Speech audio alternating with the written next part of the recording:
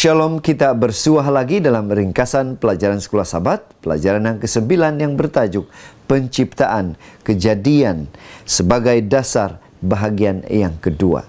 Untuk memulai pembelajaran kita saudara, mari kita tunduk kepala dan kita berdoa.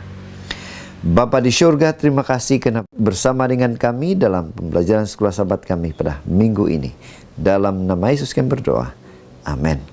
Puji Tuhan, sekali lagi kita dipertemukan di dalam pembelajaran Sekolah Sabat kita pada minggu ini.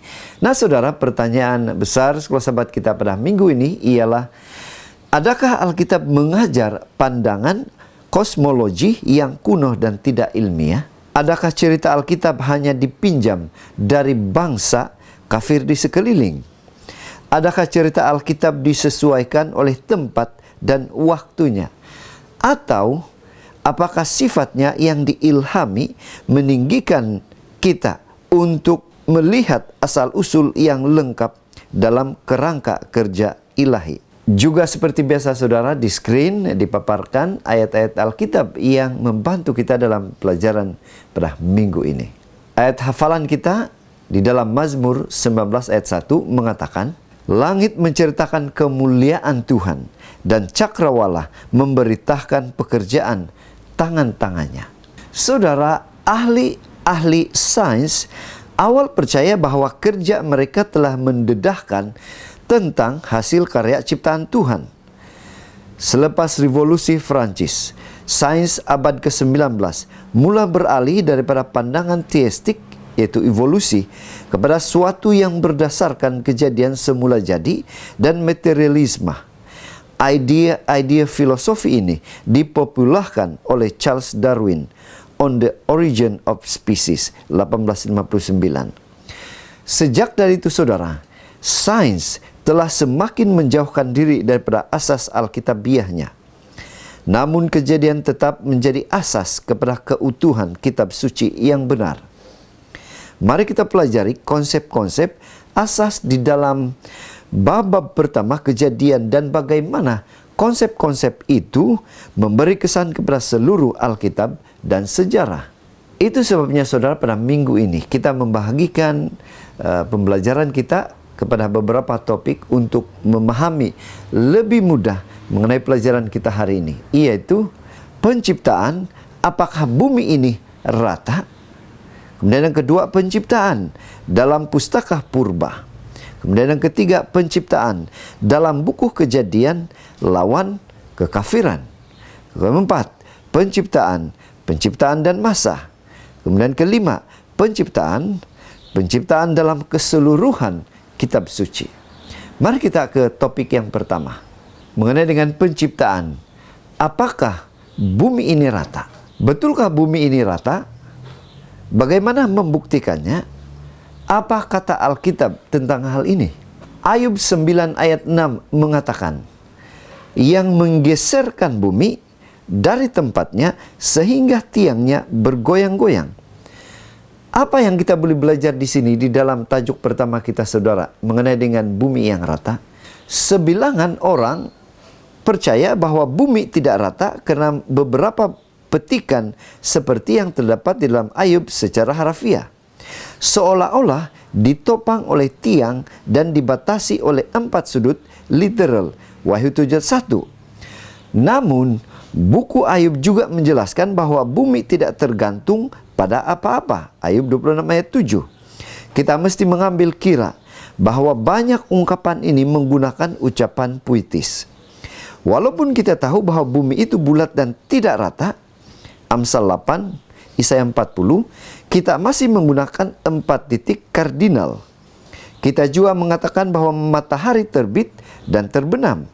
Walaupun kita tahu bahwa bumi adalah yang bergerak mengelilingi matahari. Kita tidak menggunakan daftar saintifik semasa menggunakan ungkapan tersebut. Demikian juga terdapat keterangan dalam Alkitab yang menggunakan daftar umum dan bukan yang ilmiah. Topik yang kedua, penciptaan dalam pustaka purba.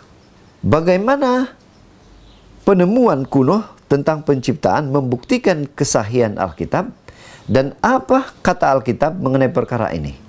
Kejadian 1 ayat 27 mengatakan, maka Allah menciptakan manusia itu menurut gambarnya. Menurut gambar Allah diciptakannya dia, laki-laki dan perempuan diciptakannya mereka.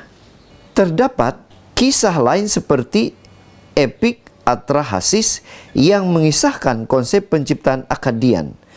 Orang Mesir dan Yunani juga mempunyai kisah penciptaan mereka sendiri. Kesemuanya mempunyai beberapa unsur yang sama dengan Kejadian.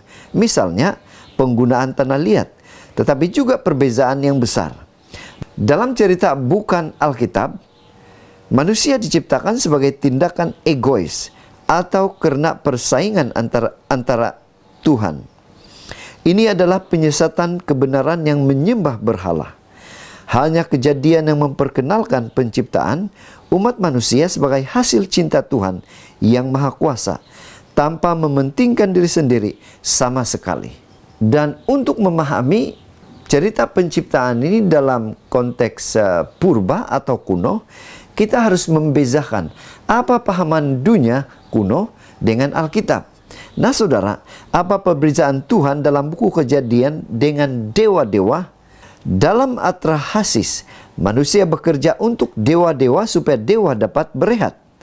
Dalam kitab Kejadian, Tuhan menciptakan bumi dan segala yang ada di dalamnya untuk manusia sebagai puncak penciptaan, dan kemudian dia beristirahat dengan mereka. Dalam kitab Kejadian, manusia juga diletakkan di taman dan dijemput untuk berkomunikasi dengan Tuhan dan menjaga ciptaannya. Sesuatu konsep yang tidak terdapat di dalam Atrahasis. Kemudian yang kedua, dalam Atrahasis, dewa yang masih muda dibunuh dan darahnya diadunkan dengan tanah liat untuk membentuk 7 lelaki dan perempuan. Dalam kitab Kejadian, Adam pertama dibentuk oleh Tuhan yang menghembuskan nafas kehidupan ke dalam dirinya, dan wanita dibuat kemudian untuk menjadi pembantu Adam. Tuhan tidak menciptakan Adam dan Hawa dari darah Tuhan atau dewa yang dibunuh. Inilah perbezaan antara dewa dunia dengan Kejadian yang dilakukan oleh Tuhan. Ketiga, tidak ada tanda-tanda konflik atau kekerasan dalam cerita kitab Kejadian, seperti yang terdapat dalam cerita Atrahasis. Jadi saudara, di sini kita boleh membezakan di mana yang benar.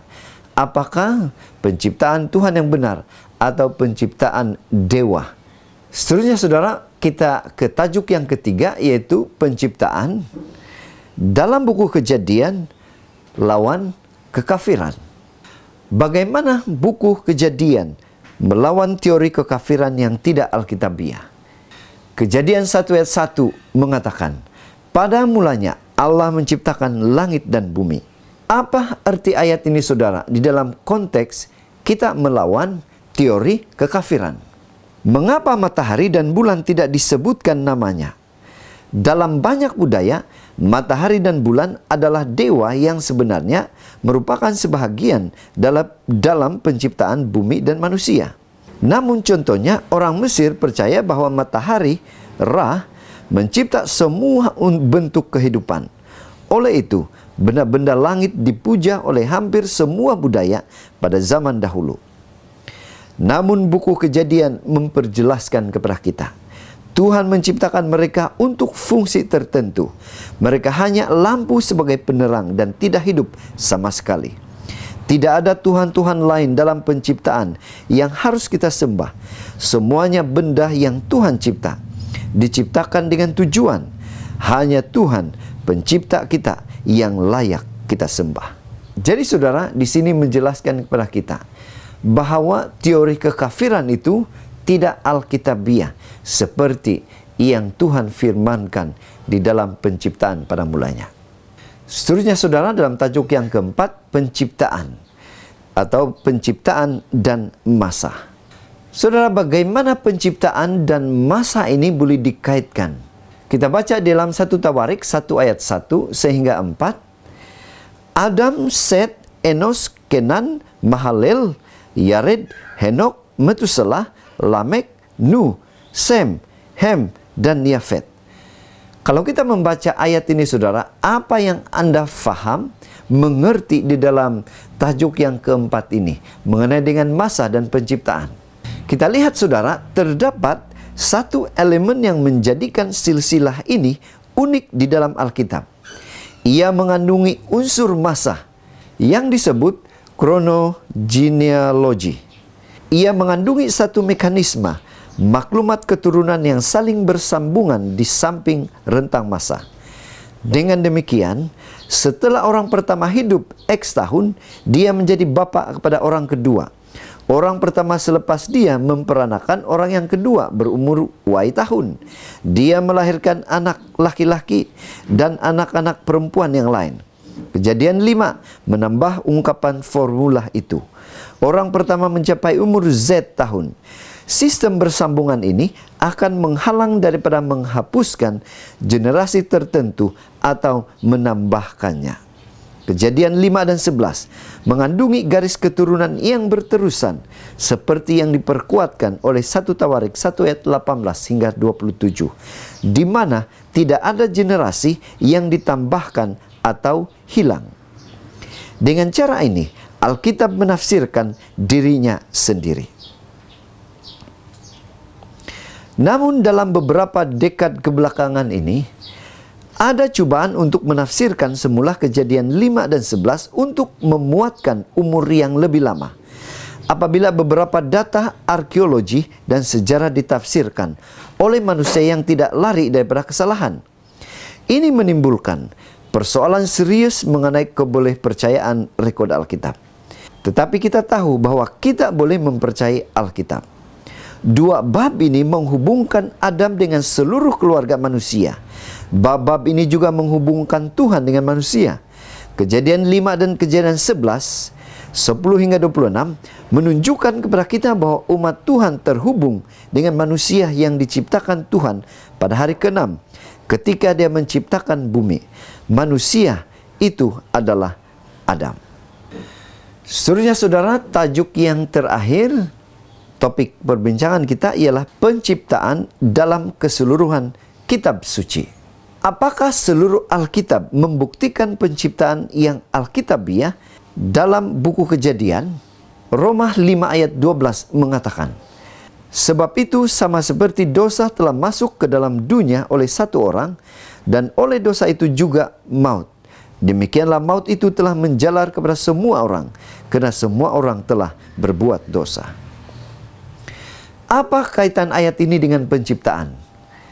Dalam Alkitab kita tahu bagaimana dosa berlaku di Taman Eden, tempat di mana Tuhan menciptakan segala sesuatu yang sempurna. Namun akhirnya jatuh di dalam dosa. Apakah Tuhan membiarkan makhluk ciptaannya? Jawabannya tidak. Malah Tuhan telah menubuatkan rencana keselamatan yang luar biasa untuk kita.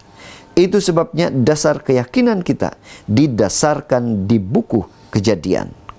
Kekuatan pencipta Tuhan sering disebut di dalam Perjanjian Lama. Sebagai contoh, kitab Yesaya memuatkan lebih daripada 10 rujukan kepada Tuhan sebagai pencipta. Kita lihat di skrin saudara, begitu banyak ayat yang menyatakan, yang menyokong penciptaan yang tertulis di dalam buku Kejadian. Kita juga lihat saudara, 11 bab pertama Kejadian dirujuk berkali-kali oleh Yesus dan para rasul di dalam Perjanjian Baru.